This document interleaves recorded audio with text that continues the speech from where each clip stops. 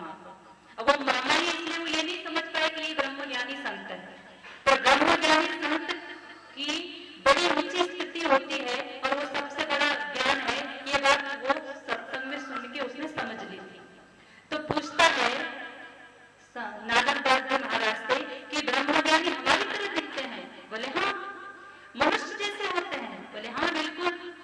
तो वो भी रोटी सब्जी दाल चावल खाते हैं जैसे हम खाते हैं, पूरी हलवा? बोले हाँ वही खाते हैं, जो हम खाते हैं वो वही खाते हैं। जैसे हम कभी मिठाई खा लेते, कभी खिचड़ी खा लेते, ऐसे वो भी खाते हैं। अच्छा, तो वो धरती पे चलते हैं कि आसमान पे चलते हैं? बोले नहीं बेटा, धरती पे ही चलते, जैसे हम चलते हैं आप चलते ऐसे चलते हैं।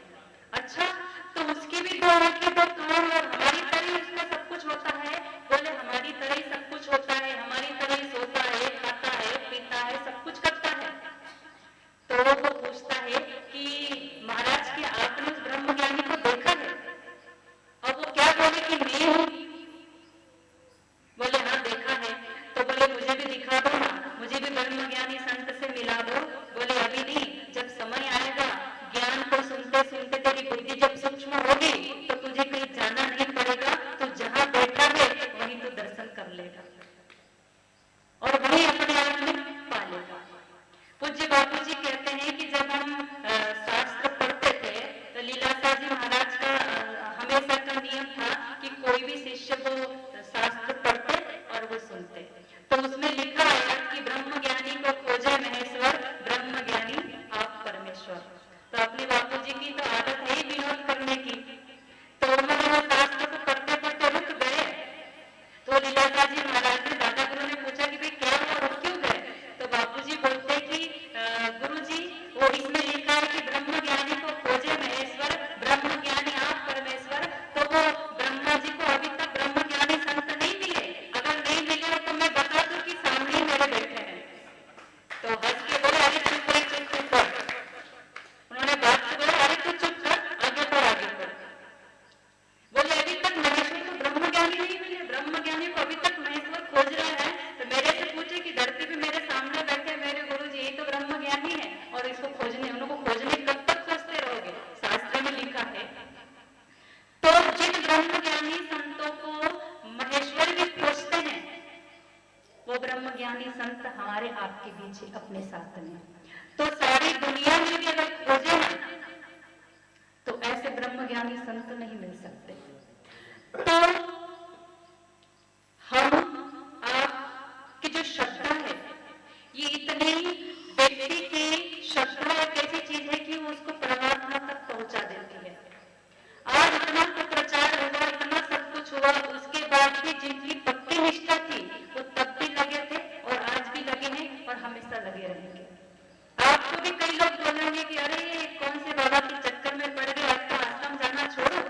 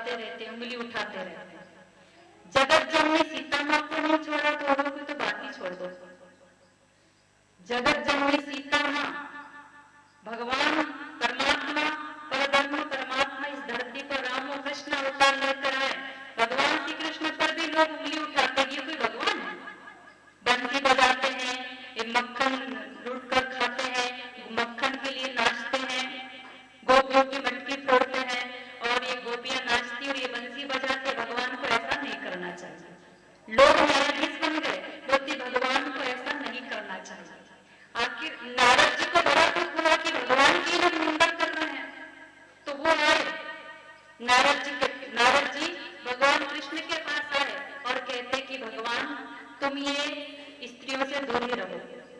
क्यों? बोले लोग आपकी आलोचना करते हैं। भगवान ने मुस्कुराते हुए कहा कि कल्याण करने का अधिकार पुरुष को भी है और स्त्रियों को भी है, इसीलिए जिसको जो बोलना है बोलने दो। हम किसी का आत्म लाभ करने का, आत्म कल्याण करने का जीव मात्र को अधिकार है और हम किसी से छीन नहीं सकते। तो बोलने वाले तो बोलते रहेंगे, आप कुछ भी करो, तो बोलने वालों को बोलने दो, लेकिन हम गुरु के प्रति हमारी श्रद्धा, आस्था, निष्ठा बनी रहे। तो गुरु के दरबार जैसा और कोई दरबार नहीं है। आप लोग कई जगह जाते होंगे, बहुत जगह जाते होंगे, लेकिन आप सबका अनुभव होगा कि बहन जी, जो शांति हमको आश्रम में मिलती है वो शांति दुनिया के किसी कोने में नहीं मिलती। सही बात है, सही बात है ना? कहीं भी चले जाओ, चाहे भ्रमण की यात्रा कर लो, लेकिन जो चीज यहाँ मिलती है ना वो कहीं नहीं मिल सकती। और जो अभी चले भी गए हैं, जो चले भी गए हैं ना यहाँ से, कई लोग बोलते ना कि बहुत ज्यादा पहले आते थे लेकिन अब नहीं आते। भले ही वो कहीं भी चले गए, आज नहीं 10 साल बाद, 15 साल बाद आके ठोकरे खाएंगे, संसार की परेशानियां झेलेंगे और दुखी होंगे और आके इसी दर पे आकर मत्था टेकेंगे, क्योंकि कभी नहीं मिल सकता है। जो चीज यहाँ मिलती ना वो कहीं नहीं मिल सकती। तो आप लोग बड़े भाग्यशाली हो कि यहाँ देखो इतनी तपस्थली है, आश्रम गुरु का द्वार है। तो कहते हैं ना, बापूजी हमेशा कहते, गीत उसी का जो गाना जाने, संगीत उसी का जो बजाना जाने और आश्रम उसी का जो लाभ लेना जाने।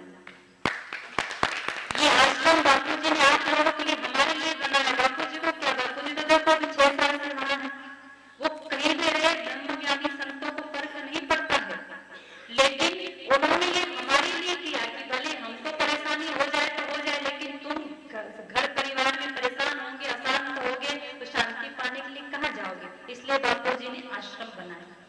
समिति को प्रेरणा देकर किसी किसी सहयोग से, जैसे भी, तो आज 400 से भी ज्यादा आश्रम है, तो वहां कौन से बापूजी हमेशा रहते थे? पहले भी कभी कभार आ गए तो आ गए, लेकिन हमारे आपके लिए व्यवस्था कर दी कि भाई आओ और लाभ लो।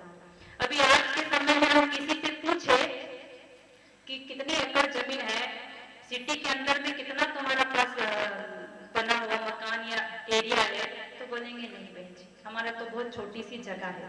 तो ये आश्रम में तो हमारा है, घर छोटा था, तो गुरु के ये घर भी हमारा घर है, किसी और का नहीं। तो आश्रम का